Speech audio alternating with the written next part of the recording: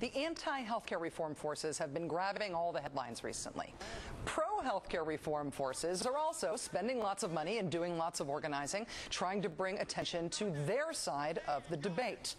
Now it is the awkward truth in Washington today, of course, that Republicans just aren't that relevant to policy outcomes, to what passes in either House of Congress. They got really badly trounced in the last election, and therefore they are now a really small minority in both houses of Congress. So Republicans don't matter that much. And that means that even the pro-healthcare reform forces are targeting Democrats, conservative Democrats. Whether it's because conservatives are sympathetic to the insurance or drug or medical supply companies, or because they're simply ideologically opposed to health reform for some reason, conservative Democratic senators like Ben Nelson of Nebraska have cast themselves as swing voters on healthcare, the ones who will make or break this chance at reform. Accordingly, here's an ad that's being run right now by two progressive groups. It's being run both in D.C. and in Senator Nelson's home state of Nebraska. For 6 years, I've owned a sizzling skillet here in Ralston, Nebraska. Last week, my health insurance agent called. He told me my rates were going to go up 42% from last year. I can't afford that. I told him I may have to cancel the coverage. I'm just going to pray my kids don't get sick. When President Obama proposes a public health insurance option that would force the private insurance companies to compete and lower rates, that's exactly what my family needs.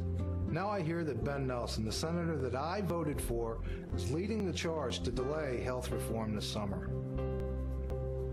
That's exactly what they want. The health and insurance companies that have given Senator Nelson over $2 million know that if they can stall reform, they can kill it. I have to ask, Senator, whose side are you on? If you're on my side, stay at work. My family can't wait for reform. It's definitely not as scary as shutting down a town hall meeting with a screaming tantrum. It's also not without substance. What happened after this ad went up in Nebraska may be the real story here. Senator Nelson called Michael Snider, owner of the Sizzlin' Skillet and star of the ad that was running against him. Mr. Snider joins us now from Omaha after graciously allowing our staff to pester him through the lunch rush at his restaurant at the Sizzlin' Skillet. Mr. Snider, thanks very much for joining us here tonight. Thanks for having me, Rachel. I know that you've supported Senator Nelson politically in the past. You voted for him. What moved you to do this ad? I don't imagine it was an easy decision. You mean besides the fact that my insurance rates went up 42%? That was one of the major motivations, and the second motivation was the fact that it looked like we were starting to make some progress, and Senator Nelson decided that he was going to stand up and slow the process down, and I thought we were going to go someplace. After the ad was released, I understand that Senator Nelson called you personally. How did that conversation go? Did he make you feel any differently about anything that you said in the ad? He didn't change my mind. We basically had a debate on the telephone. People who are opposed to healthcare reform often cite small business owners, such as yourself, as potential victims of any change to the system. So when you talk to Senator Nelson, and just talking right now, what is your perspective as a small businessman on whether or not healthcare reform would be a help to you in your business? Why is it so important to you? Well, it's important to me, number one, because my premium is almost as much as it costs me to put a roof over my head. That's one of the main reasons I'm concerned about it.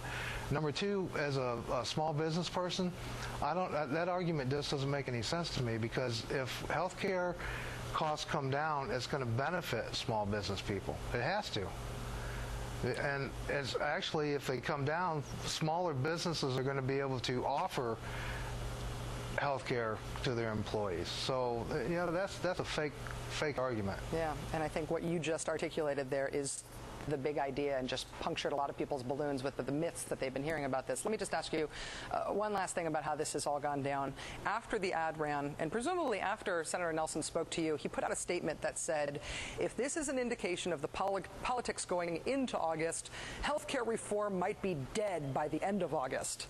The groups paying to run this ad that features you then announced that they would triple the amount of money that they're spending to run the ad. They're both sort of raising the stakes on one another. What do you make make of the way that this is being fought out? Do you feel like it's constructive enough, or how do you feel about it?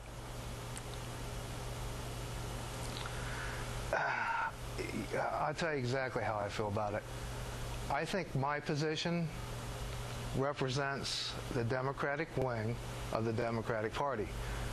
Barack Obama was elected in this country, and under his platform was to get health care done, and I think we need to get it done. Michael Snider is the owner of the Sizzlin' Skillet restaurant in Ralston, Nebraska. I don't know if I'm ever going to get to Ralston, Nebraska, but if I do, I'm going to leave a really large tip when I eat at your restaurant. Mr. Snider, thanks very much for being on the show. I really appreciate it. Good luck to you, sir. Thank you. All right. So